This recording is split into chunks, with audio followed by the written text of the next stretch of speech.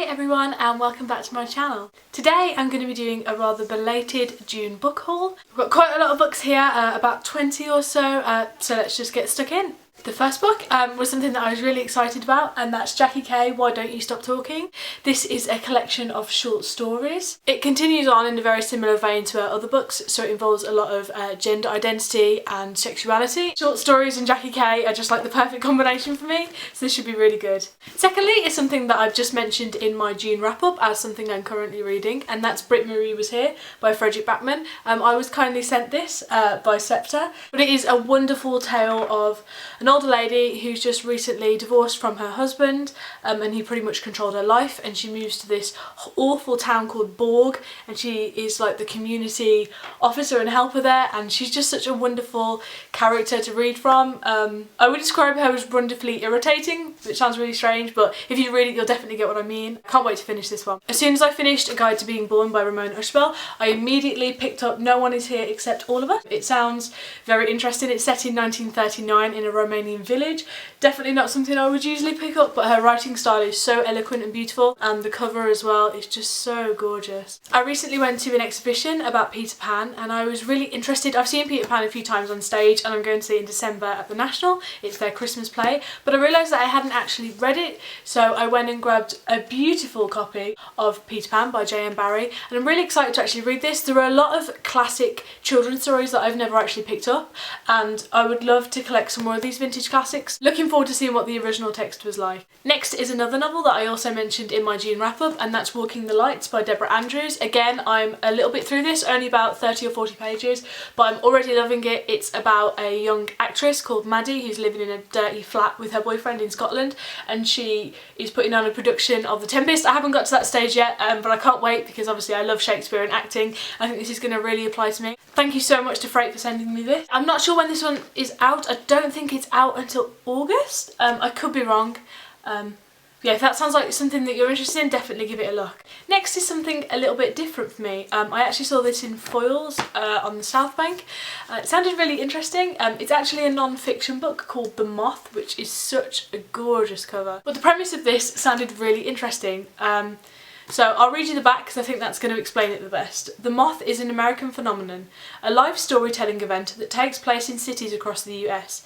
Anyone with a true first-hand story to tell can pitch to take part, and if your story's good, the Moth directors help you tell it better. The 50 stories in this book are the best of the very best. So this is almost like a short story collection, but all of them are true. It just sounds so interesting. I've never heard anybody talk about this or even the Moth as an event. I can't wait to read this. I'm really excited now thinking about it. Next is a new release which I really wasn't expecting to pick up, but I saw it on offer and I thought, oh, why the hell not? And that's The Woman in Cabin 10 by Ruth Ware. I read In a Dark, Dark Wood, which I believe was her first novel, in January, and I really liked the premise of it, but I thought the execution was a little bit weak. I really do like crime novels. I don't read them that often, but when I do, I get really invested in them, and I thought the ending was a little bit weak. I thought I'd give her another go. I think this one's set on a boat, and there's obviously some sort of mystery. I think somebody goes overboard. I am looking forward to getting into this one. I'm a little bit apprehensive because of In a Dark, Dark Wood, but hopefully I will enjoy this one a little bit more. Off the back of You Had Me at Hello by Mahari McFarlane that I read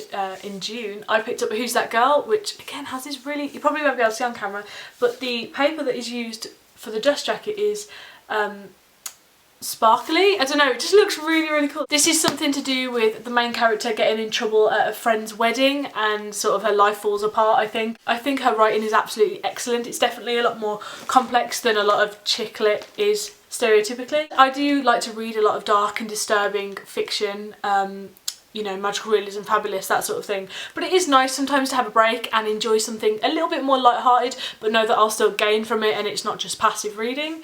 And you know, you always like something to make you laugh out loud. So yeah, looking forward to getting to this one too. Another new release that I picked up, which I couldn't resist because I know that I'm gonna love this, is The Museum of You by Cara. I read Sweet Home a few months ago and absolutely loved it. It's one of my favourite short story collections of all time. This is about a young girl called Clover whose mom dies and she decides to make her room into a museum to remember her by. Cara's writing is sublime. I mean, I can't wait to get to this as well. Next is something I was super happy to receive in the post, and that is Before Now and After Then by our friend Peter Mon. Peter likes books on YouTube. I'm sure you already know who he is. This is his first ever novel. It's a YA contemporary LGBT book as well, which is something I'm always interested in reading. And obviously Peter is a wonderful friend of mine and I can't wait to read this. I'm so proud of him for publishing a book. It came out a while ago, but yeah, this is going to be so great. The next book I actually picked up in a W.H. Smith sale for £1. I'm not really sure whether they're gonna change the cover or something, but it's The Waterproof Bible by Andrew Kaufman. When I first started my booktube channel, I was reading The Tiny Wife and All My Friends Are Superheroes by Andrew Kaufman, and I loved both of those. I know that this is going to be a super strange, magical realism, wild journey, and it's also a novel rather than a very, very short novella. So it's going to be interesting to see how he paces and how his plot develops. But yeah, I'm really looking forward to reading this as well. I'm looking forward to reading all of them. I keep saying that like I'm not going to be looking forward to it. The next book I picked up is such a cute little book, and that's The Guest Cat by Takashi Hiroide. I think is how you pronounce that surname. It's just about a cat that turns up in someone's flat in Japan, and I think the cover is so cute, and it's also got French flaps, which is always good. Yeah, this might be a nice little train or bus book to read while I'm going around. Such a beautiful little book. Next, I decided to pick up quite a few children's books. I've just been in a children's book sort of mood. And the first one, I don't know why I didn't have this before, but it is The Girl Who Circumnavigated Fairyland in a Ship of Her Own Making by Catherine M. Valente. It's about a young girl called September, and it's going to have dragons and wonderful things and fantasy, and I'm so excited to read this. I'm going to pick this up straight away. It's going to be absolutely brilliant, I can just tell. I mentioned Jacqueline Wilson quite a few times on here, and I've actually picked up her Dating, Dancing, Dreams and Dilemmas, which is her part 2 to her autobiography. Her first one was called Jackie Daydream, which I read when I was about 11 or 12, and it was about her sort of from when she was born to about 10, and this one is from 10 to 20. I love autobiographies, and obviously she was one of my favourite writers as a child. Next, a book with another beautiful cover, The Girl of Ink and Stars by Kieran Millwood Hargrave. Again, it's got French flaps, and the thing I love about this, so there's a map here, and then every single page is decorated with like a little around the edge. The margins are all, it's just so pretty. This is about a young girl called Isabella who can't leave her island, and eventually she decides to escape, and I think it's going to include pirates and mystical lands, and a similar vein to The Girl Who Circumnavigated Fairyland. I'll definitely have to update you on this because I don't know too much about it, so if you know anything about this, please let me know in the comments down below. A few months ago I bought this beautiful book called The Various by Steve Orgard, I think is how you pronounce that, and for some reason, the other day when I was in London, I actually saw the sequel, which I think is called Celandine. I'm not really sure what that means. I haven't read the first one yet, but I've never seen this before. These are children's books, again, sort of fantastical elements. I know there's a lot of fairy stories involved in these two. Hopefully I will enjoy this one enough to give the second one a go. But yeah, again, if you know anything about these, please let me know because I've never heard of them.